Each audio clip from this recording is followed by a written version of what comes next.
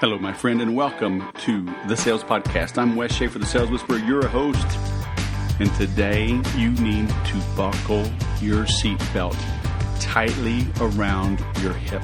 Be sure your tray tables and seat backs are in the full, upright, and locked position. Make sure anything you might have carried on with you, any large electronics, are securely stored under your feet or in your carry-on luggage or the overhead bins, because you are about to get rocked. Today we have Nick Ruiz. Holy cow.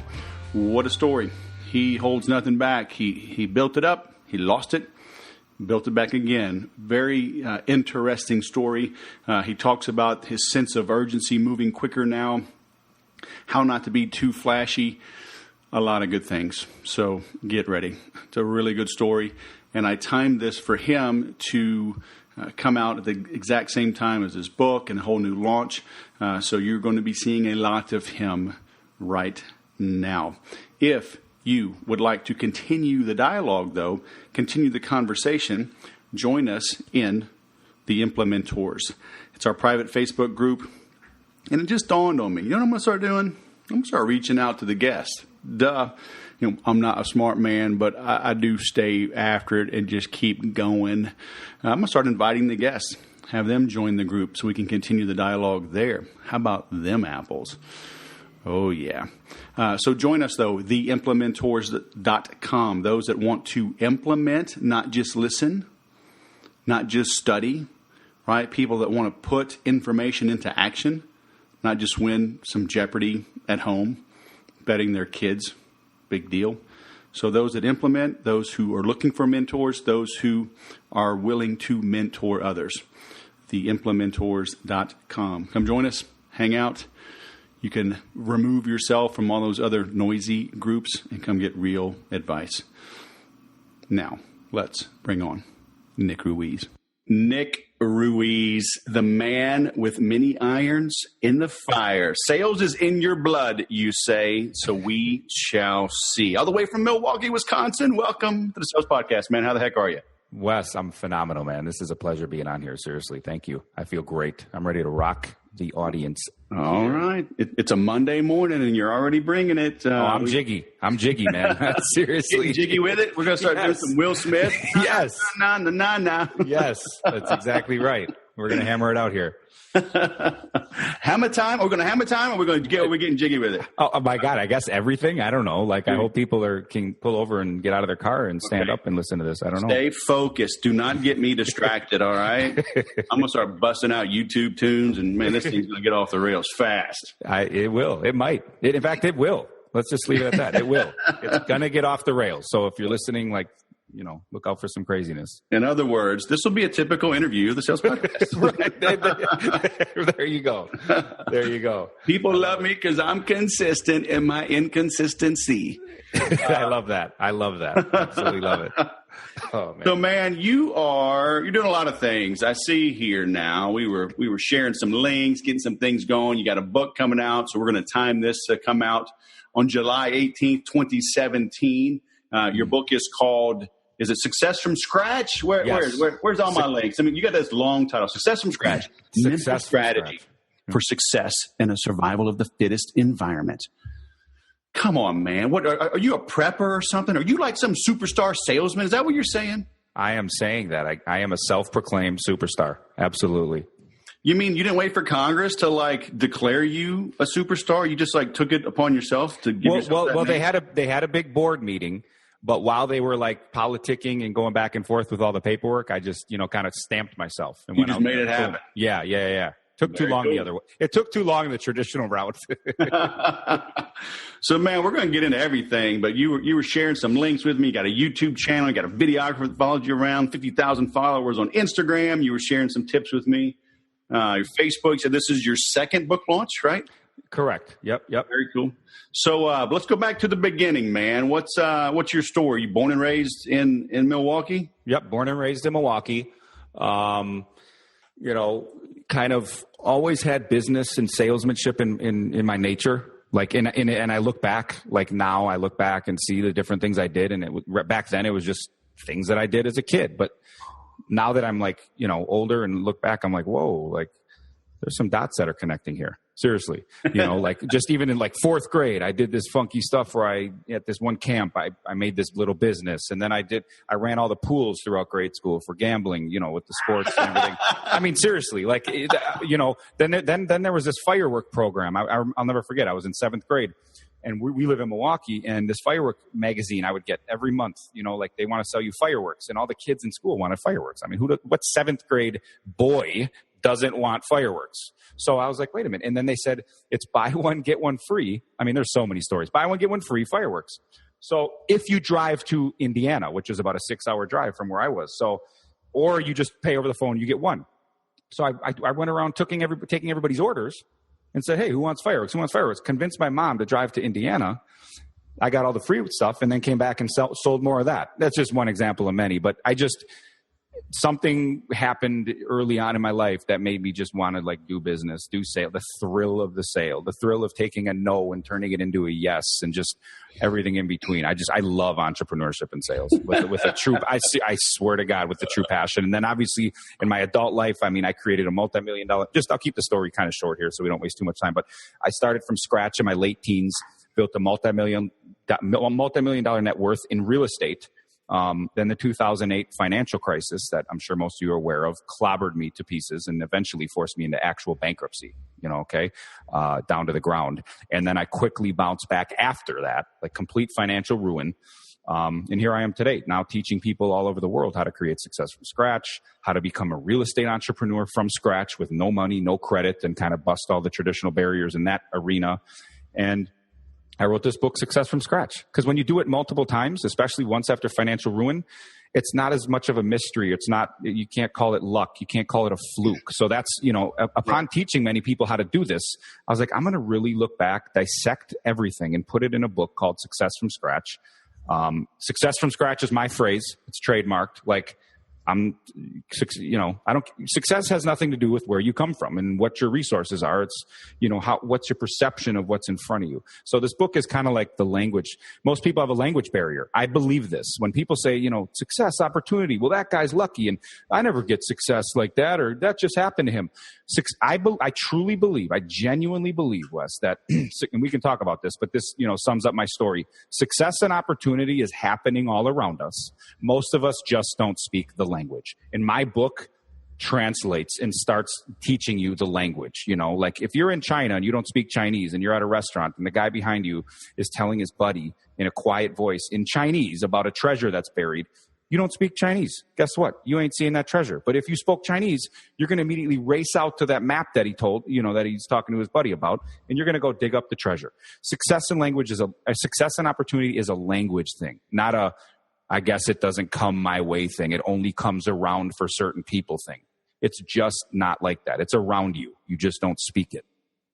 No, I would have to pull permits with the government, do an environmental impact study, look at the endangered species, maybe get an OSHA certificate before I start digging. I mean, I'm just very conscious like that. Yeah, presidential pardons, the whole nine. Right. No, yeah, exactly. Yeah, let's play by the book here. So, I don't know, man. It sounds like your mom, she might have been nicer than my mom. I don't know if she'd have driven me 7 hours for some fireworks. But, it was a battle. It was a persistent, crazy, it wasn't like, hey, let's go to Indiana. Okay, I'll get the keys. Let's go. So, and that was that was probably part of the shaping of my sales skills, because I had to work her from all different angles and propose all the benefits to her as to, hey, we're going to Indiana and here's why it's going to help you. And so, all right. So how did that help your mom? Did it help because it would shut you up and she finally have some peace and quiet? That was probably one of the big benefits. I'm not going to lie. She could stop hearing me. And who knows what tactics I used, I just know that if in anything in life, if you keep going, you're going to get there. So many people just throw in the towel way too early. Hey, Nick, can you promise that in 6 months I'm going to make X amount of money? No, I promise you nothing. I promise that if you have work ethic and you're consistent, things will happen. I can't hand someone work ethic. It's just that simple. Oh man, I thought you were good. I know. I wish I was good and I could hand someone a work ethic on a silver platter. That's the notch in my belt I'm yet to attain here. All right. right. All right. And I'll be the first trillionaire if I can come up with it, by the way. Yeah, really. I know. So how have you built your real estate business differently post 2008 versus prior 2008? That's a great question. That's a really good question. Pre-2008, let's go back 99, 2000-ish is when I really started getting in the game. First of all, I don't know how old everybody is here and how many people paid attention to the economy back then, but money was very loose. Banking was starting to really loosen up. There was all kinds of, credit restrictions being pulled, meaning if you had not so great credit and job histories, you could still get mortgages, which, is going to inflate the real estate market. So I got in, I borrowed a ton of money.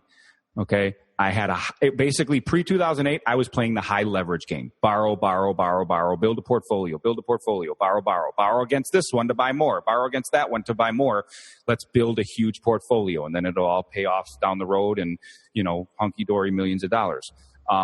And I did it the more traditional investing route, okay? Real estate investing, that's the traditional route. And I did it from scratch. I used a credit card and kind of, used that as a down payment, but I'm saying it turned into a very high leverage game. And what happens is when you go through something like bankruptcy, you really start questioning everything you did. Some stuff I did right, some stuff I did wrong, some stuff was out of my control. It was the economy, okay? But the problem too is when people are riding on a success path and they're becoming successful, they're doing deals. This is what's nice to get punched in the face once in a while. You never actually question most of the time what you're doing.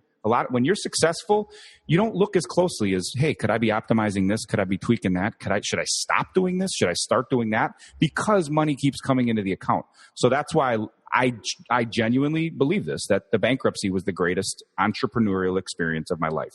Okay? I've made millions of dollars in my life. My bankruptcy is the most important, beneficial event in my career. And people might think I'm nuts for saying that, but it's so true. It's unbelievable. So after the bankruptcy, I'm like, okay, I'm going all liquid. I'm not playing this high leverage game. I'm going to pay cash for my rentals. I'm going to do this. I'm going to, make sure I do, and basically what I did is I trademarked what I call now the single family triad. Okay. And this is what I teach people now too. And I didn't know I was doing it. And then I started showing people, I'm like, this is a single family triad is what I'm doing. So I wholesale homes, which is where you flip homes without actually owning them. You just put contracts together, you make 5, 10, 15,000. I rehab homes. I buy, fix, and sell. And none of these are leverage. You use short-term money on the rehab and then you pocket, 30, 40 grand, whatever it is on your profit. And then for rentals, I said, you know what? I'm going to pay cash for my rentals. So there's no leverage whatsoever. And I kind of took it to the other extreme of the pendulum, which, when you start dumping cash into rentals, it kind of hinders the insane growth you can go faster with some leverage. And I'm not saying leverage is bad. Let me be clear. Leverage is not a poison. Leverage can be the most beautiful thing a business could ever attain because it allows you to use other people's money to grow at a scale that your personal funds don't allow. So I'm not against leverage. It's just to answer your specific question, post 2008, when you go through that kind of pain on a financial level, you really, especially in the beginning, become cautious. So I am a liquid, low leverage guy now, as opposed to the opposite before that, where I was a high leverage guy. You know what I'm saying? Oh yeah, sure. That's how the game has changed. And I call it, it's real, what it is really is real estate entrepreneurship more than it's investing. When you're wholesaling and rehabbing, you're an entrepreneur. You're spotting opportunity. You're solving sellers' problems. You're going in. You're solving your buyers' problems by them finding a nice house. So it's real estate entrepreneurship. And I think that's kind of the different game I'm playing too, where I was like a sole investor prior. So there's a lot to the story, but that sums it up in the most succinct way possible to make sure the show doesn't go on for hours. Just so I remember, we'll come back to this. I want to talk about, people who argue that, those who can do, those who can't teach. So I want to come back to that. All right. But I want to go back to 08, 09, maybe 2010 when things were falling apart. Because some of our listeners are probably going through hell right now. Mm-hmm. Do you remember those days? Were they dark days? Were you always just optimistic? Hey, I'll get through this. Or were you like, oh my gosh, I think I'll go work at the post office and just draw a pension. And what the hell was I ever thinking? You know what? That's a really good question. Yeah, they were dark days. And I'm the kind of guy that's been listening to Tony Robbins since he had cassette tapes, okay, when I was like in my like mid-teens. So I knew all the like things you're supposed to do when you're going through challenges. You know what I mean? Like I know I've read hundreds of books, you know, but the problem is it's never really a prep for when you do go into like something like that, like a financial ruin or a very devastating scenario. So it was tough. I mean, I had very poisonous thoughts. Like, you know what? I guess I took my shot as an entrepreneur, and that was that. You know, I actually thought things like that. Looking back, I'm like, damn, like I can't believe I thought that. But when you're in the eye of such a severe storm, you think some crazy stuff. Like I mean, I was like a different person when I was going through that. Like I was a jerk. Like I didn't like want to be around people because, I mean, my ego and identity were intertwined with my success. I mean, I was in my late 20s, like big shot entrepreneur, and then boom, it's all gone. Like that's a problem. Protecting my ego is probably more important than protecting my bank account, because I looked like a schmuck and I didn't want to see anybody. Like, wait, Nick went belly up? What? He's the guy that was, you know, saying this and doing that. And it was a very vulnerable and depressed time in my life. I've never been depressed, none of that. So anyways, you know, a couple things. Number one, for those of you going through it, understand that it is shaping you for something. And that's not like a cliche, like motivational spiel that you see on YouTube. Like it's going to shape you. Like it truly shapes you. The problem is you don't see the shaping until the actual event is behind you. So the good news is that you're going to get through this. Like the storm isn't permanent, even if it feels like it is, which I did too. And once you do, again, you really start getting the crystal clarity post storm. And I love the Mike Tyson quote. Everyone has a plan until you get punched in the face. You know, Yep. My plan was to own 1,000 units, you know, and be, you know, that kind of guy. I'm glad I got punched. Like I didn't get punched in the face. Someone shot me in my face. But I'm glad it happened, because what happens when you get punched in the face, which many of you probably are getting pounded over the head right now, what it does is it forces you to look in different directions. It forces you to evolve, and it forces you to eventually go into doors that you didn't even know existed. Because if you would have stuck on that rigid plan that you have written on your vision board, you never would see.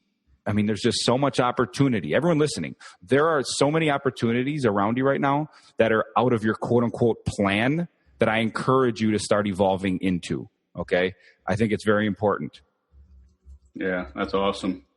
Because everybody talks about, you know, the good times, and, you know, you're on top of the world again. And, you know, I like to just take away any objections my listeners might have, and realize, you know, you're a human being, right? That you have no superpowers other than maybe persistence, right? Yeah. Yeah. I mean, I don't have any special, I wasn't born under some special star. Yeah. Absolutely not. Okay.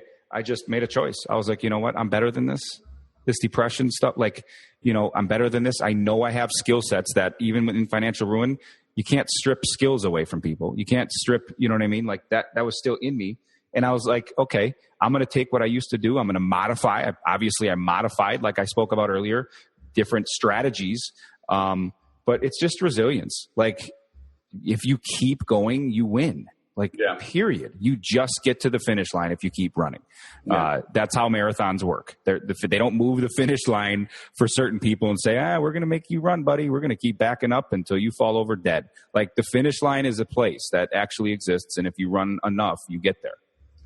So, how did you decide to stay in real estate? I mean, a lot of people are like, well, that real estate sucks, so I'm going to get into, medicinal marijuana or something else. And you went back, a little hair of the dog, huh? Yeah. You know what? I just want to chime in. I actually love this interview, Wes, because you're asking questions that most people don't ask, which is great.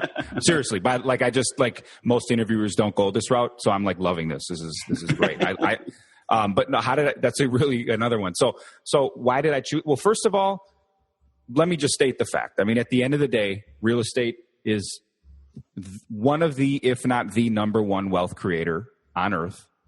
Historically, okay, 95% of wealthy people have either created or maintained their wealth with real estate. Real estate is just a solid wealth creator. Why do I love real estate too? because you don't have to think of an idea, think of a podcast, think of a website, think of a service, and then brand it and market it and do all the spiel and raise capital. And we all know we can bootstrap a lot of businesses these days because of technology where you don't need much to start. But I'm just saying real estate already exists. So to me, it's like a shortcut into entrepreneurship because it's already out there. You just got to learn the strategies to get in lower and get out higher. But so I really was like, I know how to do this business. I'm going to approach it differently. Right. And that's what I did. I went low leverage, high liquidity, and just stuck to a plan that has played out really, really well. And it played out so well that people started asking me how I did it now. And I started teaching people, and I started teaching more people. And then I had a website and this and that. And now I sell courses and show people, and people email me all the time. Hey, Nick, I just made $8,000 on my first wholesale deal. And I love that. I love that feeling more than anything. So it just turned into this process and teaching. It's all evolution. Like I talk about in my book, Success from Scratch. So many people are on this rigid success path map that they wrote down. You have to let yourself evolve organically, and that's where I believe you're going to create the most success. You're one in infinity. Your unique DNA and unique life circumstance brought you here. Why are you trying to be like Johnny Big Shot over there just because he has a Lamborghini? Like, he did stuff you won't want to do. You have doors available to you that never were available to him. But it's like these people have this thing where they have to copy the exact path. No, you will evolve your own way. I mean, Wes, 10 years ago, if someone's laid out all the things you're doing right now, they all wouldn't have been. I mean, a lot of them may not have been on your document of what you want to accomplish. I know 10 years ago, my life, if someone said, Nick, you're going to be doing this, this, and this, I'd be like, no, come on, really? It's evolution, seriously. Like, and so many people are on this tunnel vision, rigid path, and I think people need to let themselves evolve more. And when you get punched in the face, embrace it, because it's like, someone hits me with a left hook. Okay, well, that means my head's turned to the left. Oh my God, look at all that stuff over there I never saw, but now I'm forced to. And then you see those opportunities, and that's how I believe it. Right. So you're unwinding everything, selling things off, giving things away through the bankruptcy. How did you do that first new deal in the new Nick? Sure. Well, I exhausted every resource, every contact. My Rolodex just spun 360 degrees as I talked to everybody, trying to exhaust an opportunity. And I actually talked to an old lawyer who, referred a few deals to me in the past. I just hounded people, not like, hey, how are you? Just wondering if anything's going on over there. It was like, I need the deal. Like, I was aggressive. And that's the other thing about the upside to being belly up and having financial ruin is that a forced sense of urgency is inside of you that you have no choice. It's like a survival mode. You just do stuff that you normally wouldn't do, and you do it quicker and faster and now. So anyways, I exhausted on resource, and he's like, yeah, actually I got something for you. And he had a deal. It was, my first flip deal that I ended up doing. It was a discounted deal. He's like, yeah, it's a piece of junk. And I took it and rehabbed it, sold it, and, did more, reinvested that money. I was very strategic with the profits, I mean, like I pretended basically I almost didn't have it and just took survival money out of it, rolled that into more opportunities, and on it goes. Success isn't about what you're earning. It's what you're doing with your earnings. Yeah. All that wealth creation, whatever it is, you can make $20, $15 an hour. But if you do the right things with your money, it's going to play out beautifully. So that's what I did. And one deal led to two and led to three, and the rest is history. And now, back-to-back deals. And, the key is most people don't reinvest in their business. And that's something that's very important. You don't make a bunch of money and buy Rolexes right away. That suffocates your growth. Right. So were you doing the rehabs yourself, like the physical work? No, I can't even pound a nail straight. I hire all that out because I'm an entrepreneur. I want to focus on what I do best, which is deal creation, negotiating, selling. I mean, I'm in sales every day. When I have a motivated seller, I have to sell them, number one, on why they should choose me. Number two, why they should sell their house at this specific price when they think they want more. I mean, all I'm doing, real estate is all sales, what I forgot the question. No, that's fine. That was perfect. Yeah. So do you pull up in a shiny Lamborghini, or do you pull up in a beat up old Ford Ranger with the muffler, taped to the front? I have a Yukon Denali. I guess in my line of work, it's not too smart to like pull up on job sites or with sellers in some, hotshot vehicle. I just don't think it's smart. I don't think it's smart business to do that in my industry. Not saying all industries, but when I'm in, if I'm meeting a seller who has a beat down house and they need to get rid of it and they're in financial distress, or, my workers, how that goes. Everybody wants more money. The more money they think you have, the more money they want to pay you. The more money they want you to pay them. So no.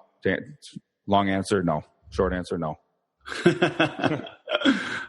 Because that's I've seen both approaches. It's funny. There was a guy here actually in a Lamborghini. I see him downtown, and I actually stopped and talked with him. And he was a real estate developer, and I think he ended up losing the building. Okay, but he was, he said, "Hey, got to be successful." And a friend of mine in got into mortgages very early 2000s. So he was kind of on your track. We started got into mortgages and created a mortgage company, and he would drive around a Porsche. I was like, man, why are you so flashy? And he's like, people like to deal with successful people. Yep. You know what? There's something to say about that when it comes to certain industries. Like I said, he's not wrong. It depends on the industry. It's not a blanket thing. Like drive a Lamborghini and more people give you money. That's not the case. Yeah. But again, I do see his point, and it makes sense. Oh, he's in a Lamborghini. Well, he must be closing sales. So this must be the guy I'm supposed to go with. So, I just think it's not a blanket thing. It's a case by case. How you present yourself is a very case by case scenario. Like if I walked up to someone's house to buy it in a suit and tie, like that's a problem. But if I'm selling them life insurance, I should probably have a suit and tie on. So because then they'll feel like, oh, this guy's must be professional. He's going to give me the best policy. So it's just case by case.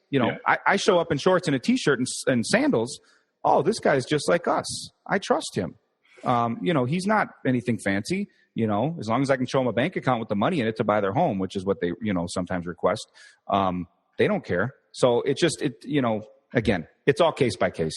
So everything's case by case. My book, Success from Scratch, is saying there aren't, I'm so sick of all these books that say these are the 10 steps to success. Says who? Success is like a diet. Everybody knows it's 9 steps. Good. I am 10%. I am 10% more efficient. Buy my book. Best answer ever. Yes, exactly. Right. It's not. Everyone knows the 9 steps. It's like a diet. You eat peanut butter, you go into anaphylactic shock. I eat peanut butter, and it freaking makes me turn into a performance machine because of all the protein. It doesn't work like that. Success is different for everybody. So there is no blanket statement here. Okay. The only blanket is work hard. Yes. But as far as individual ways and this and, deal closings, and be you and evolve your way and put in the work regularly. The blanket statement is keep going and keep working hard. Yeah. But there is no magic 10-step sequence that's going to get you successful. Well, I have the magic 9 steps, but you're right. There are no magic 10. Right. Your magic 9, that's a different conversation, Oh yeah. And I'll be sure to link to it at the end of the show. So everybody stay tuned. All right. Right. Yes. Yes. I might grab that link too. All right. So what's the deal, man? If you were really any good, you would just do it because, those who can do and those who can't teach. So, what the heck? Well, that's a good question too. And their answer to that is, there's a lot of people standing on a lot of platforms right now, speaking a lot of big things about success.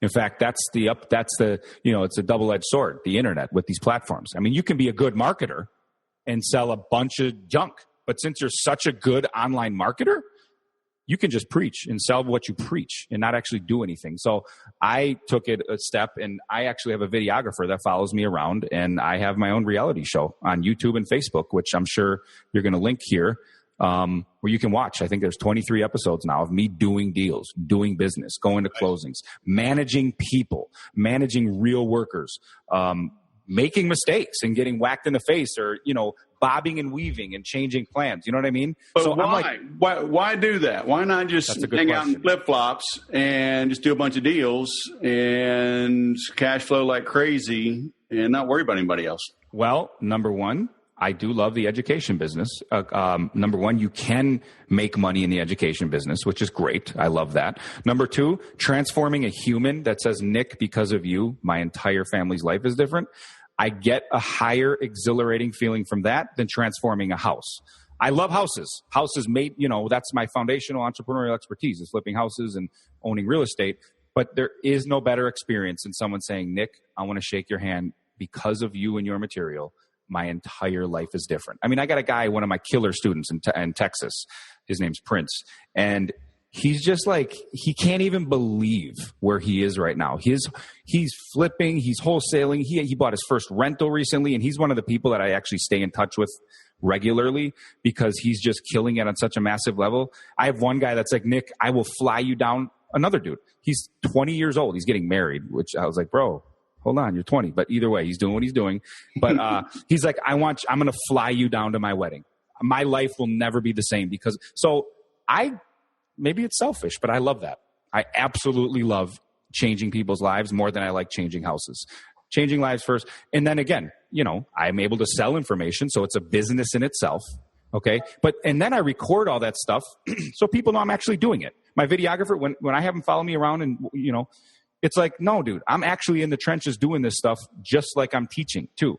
Right. Don't just think I'm just selling you stuff. And again, I told you about it. A lot of people hack into they're really good at online marketing. So they're able to just sell courses and information without actually having any real expertise. I see it all the time. I'm like, oh, sure. This guy's just making stuff up, but because he's such a good marketer, he's selling it. I'm showing you I'm doing it. I am doing every single thing that I am teaching you live on camera. You can't make it up. I can't fake this. I'd have an extremely expensive stage crew if I had to make up everything that's in my episodes. It's ridiculous, all the different places and things we do. So, and on top of that, the other benefit to watching me is it's tons of learning. Like, yes, you can learn the courses and that, but when you see someone in action, it's kind of like you're selling people. You're a killer you're a closer, Wes. If someone could shadow you closing someone, they're going to gain a different depth of knowledge than if you wrote a book saying this is how you sell people, which again, that book I'm sure is high value with your expertise. But actually watching Wes and exactly kind of like the subtleties, the nuances. Well, that client went this way with it, and then Wes immediately deviated and went that way with it. Wow, that was interesting. It's hard to capture all that in a manual or a book. Right. So that's why I do enjoy the actual fly on the wall kind of learning too. And that's another reason I do that show. Yeah, it's called In the Life. In the Life. And you gave me the link, so we're going to link to that as well. Yeah, on YouTube and Facebook, you'll just scroll through and start seeing the episodes. Yes, you will. Yep, very cool. And I'm glad that you put pants on for those episodes. That was very nice. Yeah, I didn't want to show too much. Dude, walk around in flip flops in Milwaukee. Man, you're like a stud, dude. It's like minus 87 degrees, isn't it? Believe it or not, it's finally turning around. But yes, that's usually what it is. Usually we're bundled to where you just see my eyes through a little. I'm a ninja. I try to dress like a ninja in the winter, where you just see my eyes. Freaking freezing. Man, I've been up there. Golly, it was. When was it? I don't know. 2002, 2003, maybe January. Okay. We were up in Oshkosh and Appleton, man. I was in telecom. Test and measurement, and we were running around in the old Ameritech days before it, the whole Ameritech. Yeah, that's right. I forgot. I haven't heard the word Ameritech in a long time. That's funny. Oh man, and we were. It's I had warm clothes for walk from the airport to the rental car and to your hotel, right? Yeah. But I didn't have clothes for all day in an unheated garage at a telecom, doing training on test and measurement equipment. And luckily my boss was with me, and it was a big road show with other providers. I left and went to the Army Navy surplus store. I still have the glove, the silk long johns, I was literally freezing to death. Oh my God, it's bad. Tech garage. So I'm but 15 years later, I still have that stuff. So it was a good investment. Yeah. Cold up there, dude. Good, dude. It's a problem. It's I'm telling you, people are would you rather be super hot or super cold? Super hot. Yeah. When you are super cold, you don't function. I tell people, when you're outside, you can't have a conversation. You and I can't have this conversation in my winter outside, because all that actually will be on our mind is how do we get indoors? Yep. Not sales. Hey, Nick, how do you sell? What's your reality show? You know what? Forget all that. Let's just get indoors. Like, you can't. I prefer the heat. Yeah. You can't operate when you're freezing. It's freaking redonkulous. Seriously. It's ridiculous, but and I look back, I'm like, who the heck? But you know what? There were opportunities here. My grandparents and, the great grandparents, there were factory jobs, I'm like, who the hell settles here? But that's how it was, back early 1900s and, Industrial Revolution, the factories, the jobs, you migrate over, and climate was less important. So it was about survival. And that's how people settle in places. But I'm a little jealous of the South. I'm not going to lie. Very cool. Well, man, can I do deals in California, or do I learn what you do and then like build a team and buy properties in Arizona? Or no, anybody can do deals wherever they are. I have Canadians, I have people in California, New Yorkers, Tampa Bay, Dallas, Phoenix, wherever you are. Okay. If you're, as far as being a real estate entrepreneur, wherever you are, wholesaling is part one of my triad. That's where you're actually flipping a home you don't own without using any cash or any credit. And the nice thing about some of the higher end markets, people say California, New York, 400,000 for starter home, 500, whatever it is. The nice thing is you can actually mark those up higher, and it's kind of an upside because you're able to tack a higher profit. You can tack 40 grand onto a wholesale fee there. Yeah. Where, when you're buying them for 40 or 50, it's kind of harder to sneak that kind of thing in. So the answer is yes. Real estate deals are happening in every city in the country. Because here's the thing. You're solving a problem for a seller. I'm going in and I'm solving inheritance, bankruptcy, divorce, job transfer, all these things that make us too many repairs, bad tenants, on and on the list goes. Things that make a distressed seller in a distressed home, I'm solving that problem. Those problems happen everywhere. That's why people say, why don't people sell on the regular market? Why do they sell at a discount to you?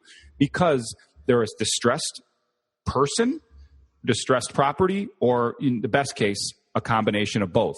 So they have all these headaches with their personal life and with their house. And I come in and say, hey, I'm your aspirin. I will pay cash. I'll buy it as is right here, right now. You don't have to go through the entire process.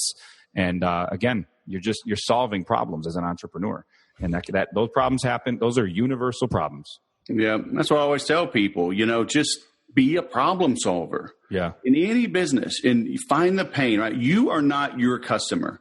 Just because you would hold on to that property and try to squeeze every dollar out of it doesn't mean everybody else will. 100%. And you, in a different situation, right? Like when you were going through your bankruptcy, you probably let go of some deals. I mean, you know what they're going through. So, and really it's our job as salespeople to uncover that, right? I always tell people, one of the key questions is, what are your top 3 non-negotiable criteria? And then add on, the final whatever. What are your top 3 non-negotiable criteria when choosing a sales trainer? What are your top 3 non-negotiable criteria when evaluating a new CRM for your business?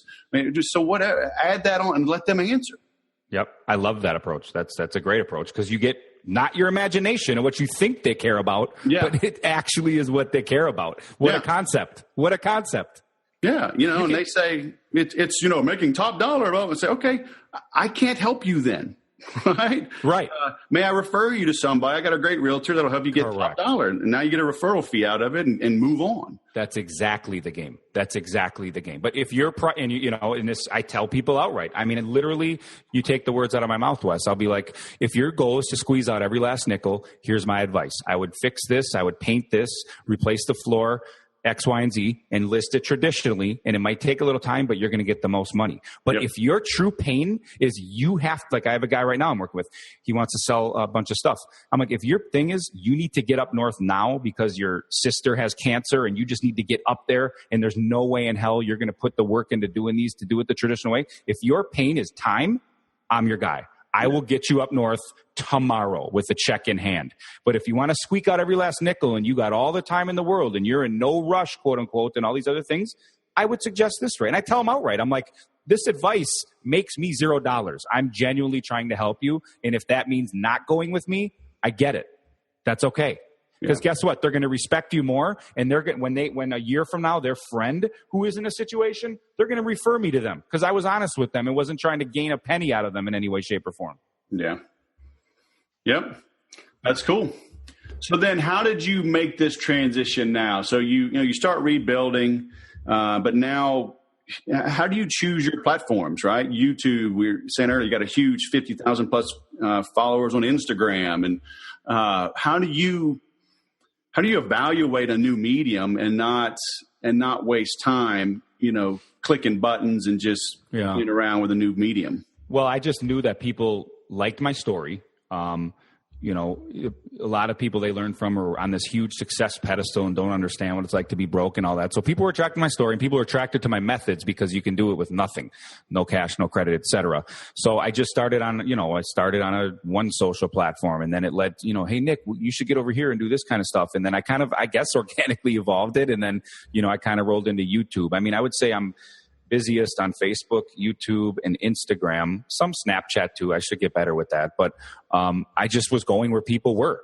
And if people were over there, I'd go there. And I would put out content, and people would say, I love this. And they'd share it. And then I'd put out more of that. And honestly, I call them rough draft moves. That's actually on one of the bullet points on my book, rough draft moves. I would just go out there in some uncharted space that I just straight up uncharted. I'm like, let me do this. And then guess what? Some got weeded out and some got confirmed. I let the market decide for me. The market confirmed what I did and rejected some things I did, and I proceeded accordingly. And I did it at such an aggressive pace that it looks like things happen quickly, but it was just me doing stuff quickly and letting the market dictate which direction I went. And I kept on trying to serve people. And to me, that's the best way to go anyway. Let the market confirm it. You can have a big whiteboard with 1,000 ideas. And I talk about this in my book. That's pre-action analysis. Okay, you need to make rough draft moves, which is analyzing something that actually happened. If 1% of it's valid and 99% isn't, God bless that 1%. Because guess what? Now you know something you can actually assess. That's the data I want people to assess, not what they think could happen, would happen, like you alluded to earlier. You think the customer cares about this, but they don't. Maybe the last customer cared about X, but this customer cares about something different. Make the rough draft move, which pierces your imagination and goes into the real world. And I call it post-action analysis. Analyze stuff that actually happened in the universe as a real event. That's how you grow quickly, because you take that 1% and then you build on that and make another rough draft move. Pretty soon you have reality. So that's how I built, the followings and the YouTubes and the everything else. Like, the market called for it, and I just kept aggressively pushing. And do you do it yourself? Like, do you go? I have helpers. Instagram course, or I just kind of learned, I guess, hard knocks, and I have people that kind of manage some of that stuff for me.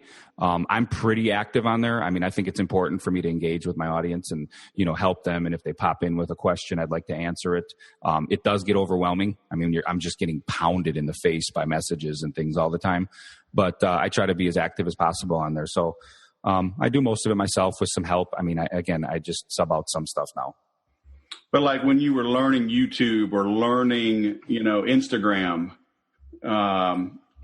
did you dive in and learn it? Did you go to a class? Do you hire an expert to shortcut, your learning? I really didn't hire any. I didn't go to any classes. I have to say, I really didn't go to any classes. I just created content that people gave a crap about, and they shared it. And I've read like Facebook, some of my following is from running ads, were to different products and offerings and trainings that I have, which helps grow that audience. But Instagram, it was just, then pages shout you out. And I never went to a class on anything social, really. I had some people that were pretty good at it that I would ask questions to here and there. But, I never really went to a class, I guess. Cool. So basically you're saying motion beats meditation. Bingo. Yeah. Motion is king. Even if the motion seems wrong, there is upside to all motion. If you actually look back, even the shit you think doesn't create upside, you look back and that motion did something. You just may not see it yet. Yeah, I think we're just we've become prisoners of the take a pill and get the surgery and get the look that you want. And, I remember I knew we were in a bad place when I learned about bodybuilders who do calf implants. That's a bad place. Yeah, that's disgusting. Yeah, really? That's where people are at now? Oh, my God. Well, we've been there for a long time. I've worked out since I was 14. And when I was in the Air Force, actually stationed here in Southern California, I was with the guy I worked with was the Armed Forces bodybuilding champion. And so there were three of us that we lifted every day together, and he was a beast. And that was my first real close look at bodybuilding. So that was 94 94, 95. Okay. And that's what I learned. The calf, your calf is like all genetics, right? You can get big legs, you can get big chest, big arms from working out right. But like calves, if you don't have the genetics, they're not getting big. Seriously? Yeah. That's the one muscle that you can't. Yeah, it's like very limited. And and he would talk about people getting, and so it's been going on a good 20 years. Like, wow. That's interesting though. I mean, that's an interesting fact. So yeah, I mean, I get what you're saying. It's the shortcut. It's I want it now. And I think honestly, there's such a disconnect. And this is what really, excites me about putting out my message on reality for success. I think there's a disconnect right now of especially young people of, hey, I want to make $1 million a year because they see all the flash on Instagram and, they see all the flat. There's a lot of flash out there. And the disconnect is they don't really know the kind of work it takes to make $1 million a year or 10 million or whatever their goal is. They want to be $100 million man. Like, I just think there's truly a disconnect right now because, entrepreneurship itself is a pretty big buzzword and everybody wants to be one. And it just takes a lot of work. And I think that I tell people that's why there's a fortune to be made as an entrepreneur, because the entrepreneurship, the result, the dollars in the end have such a fortress of work around it. And so many people give up on getting through that fortress. So, but the people who do, the pile's so much bigger because most people made a U-turn when they're like, this is too hard. That's why there's so much money to be made as entrepreneurs and salespeople, et cetera, because it takes work and effort. Fortunately, technology, I believe, has drastically reduced the learning curves and the length of time. You don't need 20 years to create success like you may have 80 years ago when things were a lot tougher because it was more based on labor and recruiting labor to do things and all that. Now it's like you can get successful pretty quick, but I still think there's a disconnect on how much work it actually takes to make whatever quote unquote dollar amount is interesting to you. Just because they see so much flash and they want to push the button. I mean, I have people that reach out. They're like, Nick, if I buy one of your, like a certain course I have, for example, Wholesaling 1, if I buy Wholesaling 101, do you promise, like these are the actual questions I'm getting. Like I have to like pinch myself. Do you promise I'm going to make over $10,000 in 30 days? Like, really? You're actually like, you are a person asking that question. Like, this is just so wacky to me because I'm just such like a hardworking entrepreneur at heart that it's hard for me to relate to that psychology, but it's been nurtured from different things of entitlement, et cetera. And I'm like, no, I can promise you this. The info is there. What I can't give you or promise you is work ethic. Like we talked about earlier, like put in the damn work, man. But these are the kind of questions people are asking. I know people ask me, like, well, can you guarantee? I'm like, I said, did you go to high school? Yeah. Did you go to college? Yeah. Did any of your teachers guarantee you a grade? Just like you pay them and show up and you were guaranteed an A? No. Yeah. I'm like, why is this any different? I say, here's my guarantee. I guarantee you two things. One, I guarantee I will cash your check. Number two, I guarantee I'll give you my all. And so there you go. Those are my two guarantees. What will you guarantee me? Right. Do you promise me you will work morning, noon, and night and make nothing else, make this top priority for the next 60 days or whatever it is? Yeah. Do that. You know what I mean? Because I have people that are like, hey, Nick, let's go pro bono. I'll tell you what, you can make more money. They give me this spiel thinking, like, oh, instead of me paying for your course, why don't you walk me through my first deal? You half my profit. That's like 10 times as much as your course or 20 times. And I'm like, honestly, that sounds good in theory.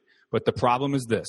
I'm going to give you my time and energy, which I believe is very valuable, and I'll walk you through it. But then all of a sudden you and your girlfriend get in a fight after 2 weeks and she's threatening to leave you. And all of a sudden the success and financial independence becomes less of a priority. And now you're like, hey, Nick, you know what? Me and my girl are going through some things. I'm going to have to pick back up in 2 weeks and X, Y, and Z. So I'm like, no, I can't do that because you can't guarantee me that this is, you know what I mean? Like it's just, there's a disconnect there. I mean, that sounds good in theory. On paper, that's a great idea, right? I make 10 times more money and they pay nothing up front and get things done. But life is going to happen to you and you're going to somehow, maybe not you, maybe you're the ultimate killer and I'm missing out on it. But my point is most people slowly let this priority of financial independence and success slowly start kinking down as they see a challenge here or a bump there.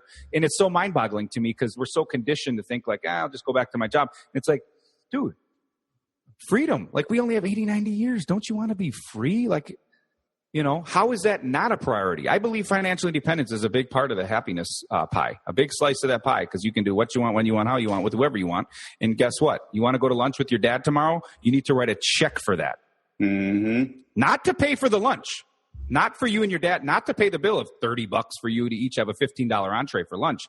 You have to write a check for the freedom to be there and not have a boss. Right. Like that, you know what I mean? So you got to write a check for freedom. That's a fact. Amen.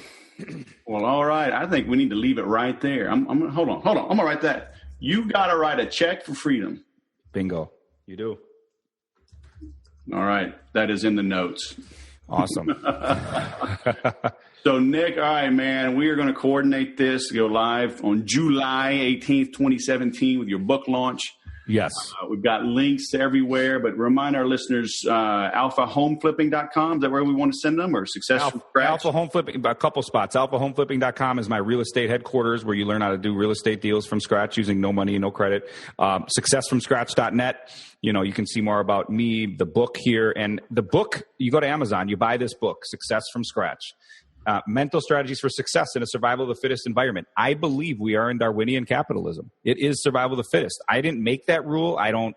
It is what it is. And I believe the economy is nature, rewarding people for evolution.